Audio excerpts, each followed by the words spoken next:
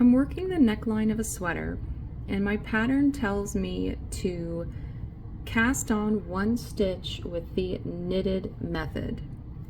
Here's what that looks like. We're going to take the right hand needle and insert it into the stitch, the first stitch of the row, knitwise, normally like how we normally knit. Wrap the yarn around and pull it through that first stitch. But then we're going to put this stitch that we just knitted back onto our left hand needle. And we're going to do that like this. I need to hold it a bit to stabilize it and insert the left hand needle through the stitch just like that, and add it to the left hand needle.